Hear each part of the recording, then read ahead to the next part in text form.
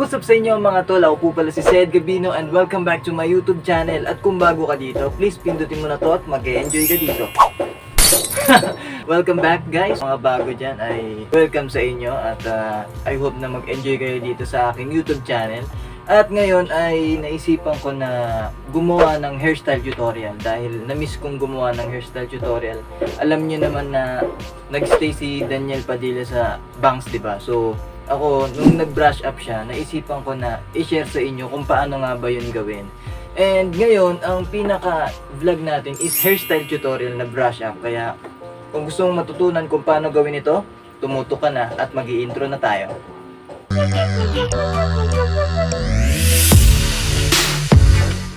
Alright guys, so ayun, ang gagamitin natin ngayon dito, eto, galing pa to sa kaibigan ko.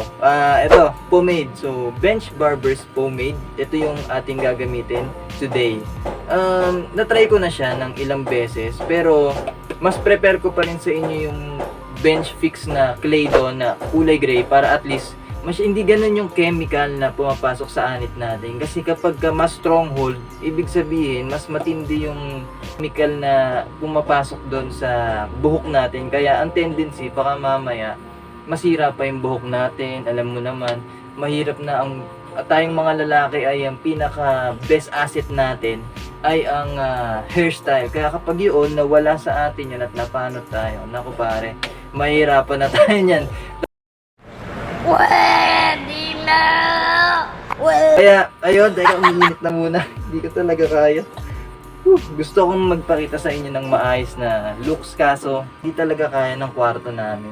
Talagang ang init. I'm sorry. So ayun, at least nakita nyo na ako na nakaayos kanina. Bali, Okay. etong buhok na gagawin natin ay syempre ang dami rin na nagtataka paano nga ba gawin yun? Paano nga ba yung haircut na sasabihin sa barbero? Ang lagi kong sinasabi ay always kayong humanap ng picture ni DJ or ng gusto nyong gagayahin na artista o celebrity hairstyle. Always kayo maghahanap ng naka-side view sila, left tapos sa right, para at least makita ng barbero kung ano nga ba yung pwedeng gayahin doon sa mismong hairstyle na yon.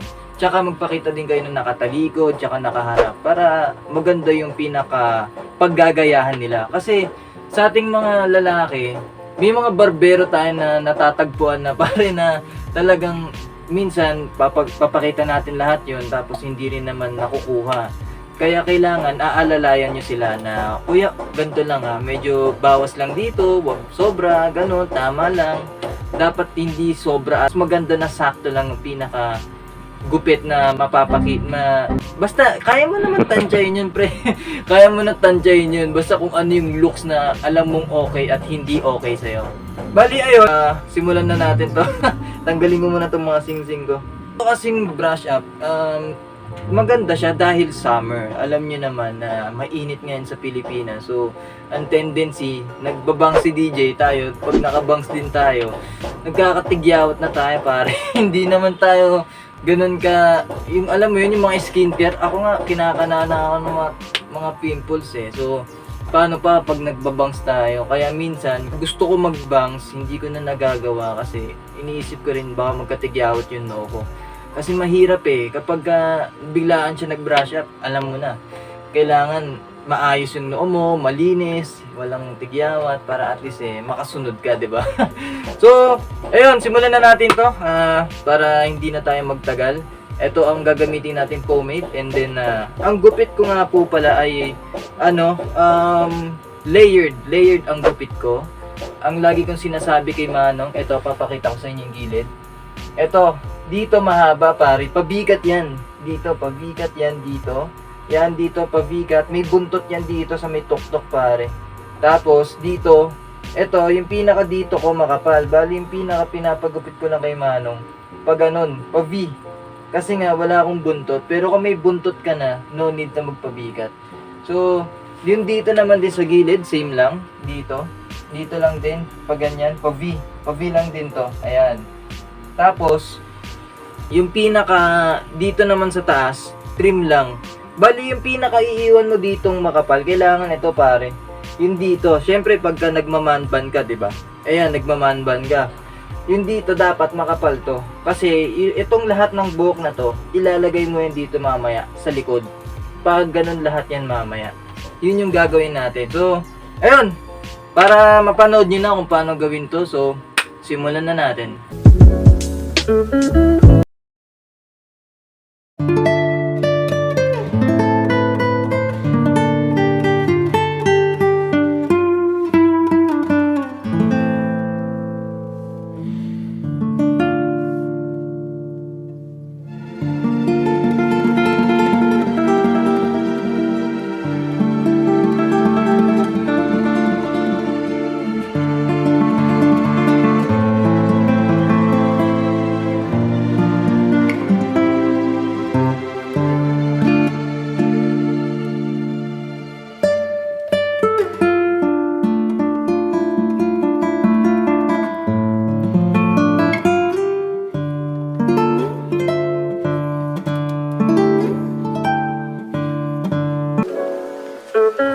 Alright, so ayun, natapos na natin tong hairstyle tutorial na brush up. Bali, ayun, sa akin kasi ganun lang kadali talaga gawin. Kasi nga, yung buhok ko, sobrang blessings talaga na talagang lahat ng hairstyle na nagagawa ni DJ ay nagagawa ko. Alam naman natin na hindi naman lahat ng kalalakihan ay kahit gumamit tayo ng pamada, hindi talaga sumusunod. So, blessings talaga to pare. Talagang nakakatuwa na itong buhok na naibigay sa akin ay sobrang nakakatuwa dahil lahat ng gusto ko ay nagagawa ko dito. Pero pare, sa mga taong namang may nagsasabi na ayun, kulot nga sila, pwede mo rin naman tong magawa. Pwede mo rin siyang maayos, kaso hindi nga lang siya ganun ka-perfect, pero at least kaparehas mismo. So, sa mga may gusto naman na, ayun, gusto maging straight ng konti yung kanilang pagkakulot, pwede nyo naman din gamitin yan ng cream silk pare. Kasi meron din akong sinadyasan na kulot siya noon, tapos nung pinag-cream silk ko siya, gumana na pare. Kaya nagagawa niya na yung ganitong brush up. Pero hindi nga lang siguro sa lahat ganon. Depende siguro, parang ano lang yan pang skincare lang yan Kapag hiyang ka doon, gagana. Siguro ganon lang din. Pero ayun, ito ang ating Daniel Padilla Brush Up 2021. Ayos. So, ito ngayon, ito naman ay ginamitan natin ng pomade. So, kakaiba yung ginamit natin today. At hindi siya ganon ka hirap gawin. So, ang ginawa ko lang naman, ipapaliwanag ko, ay nilagay ko dito, sabi ko nga kanina, kailangan makapal yung dito mo kasi igaganyan natin yan pare. Ayan. Ilalagay natin, isa-side natin yan lahat pag ganun. So, lahat dapat yan makapal. Pag ganun lang. So, yung kahit dito okay lang, hindi makapal yan basta dito makapal. Tapos, yung dito natin, kailangan makapal din yan to. Same lang dapat sila. And then yung dito, marami nagtatanong, tsaka marami rin ako nakikita na mali yung pagkahawi nila. So yung pinaka-brush up ni DJ ay pakaliwa. Ako dati pakanan talaga Ginanon ko talaga yung kanan. So pinagmasdan ko mabuti yung paggamit niya ng bracelet. Kasi dati naka-silver siyang bracelet. Nakalagay dito yung silver niyang bracelet sa kaliwa, tas dito bracelet na black dito sa kanan. So pinagmasdan ko mabuti yung pagkakahawi niya dito mismo sa kaliwa. Kaya kung gusto mo na ma-achieve mo talaga to, ipakaliwa mo. So meron naman, syempre galing ka sa kanan, mahihirapan yan. Kapag nakakanan ka, nakatayo yan pagka tinaliwa mo. Ganito ang gagawin mo. Bali, kapag ka maliligo ka pare, basain mo yung buhok mo, lagyan mo ng cream silk, stayan mo siya ng ganun. Ikaliwa mo lang siya, stay mo siya, tapos hanap ka ng hanap ka ng headband mo, i-stack mo dito, i-stack mo dyan, tapos naka-stay lang siya, dapat kaliwa talaga, nakaganyan, tapos stay na siyang ganyan, mga 10 minutes, 15 minutes, pwede mo na siyang banlawan. Pagkatapos mong banlawan, pagkatuyo ng buhok mo, ikakaliwa mo pa rin yan, papatuyin mo siya sa ventilador pre, kaliwa lang ng kaliwa, hanggang sa masanay, hanggang sa ma-reach mo yung goal mo, na maayos mo yung hawi mo sa buhok mo, di ba? So ayun, that's it. So, ayun, na-enjoy ko naman tong hairstyle tutorial natin. So, I hope na ikaw din ay nag-enjoy. At saka, please, follow mo naman ako sa aking mga social media accounts nandito para nakikita nyo yung mga updates natin kung may bago pa tayong upload, ganun. Tsaka mag-subscribe ka na rin dito para at least nag-e-enjoy tayo pare-pareho dito. Tsaka dumami rin yung ating pamilya, di ba? So, marami pa kayong aabangan. Kung bago ka dito, huwag kang mag-alala.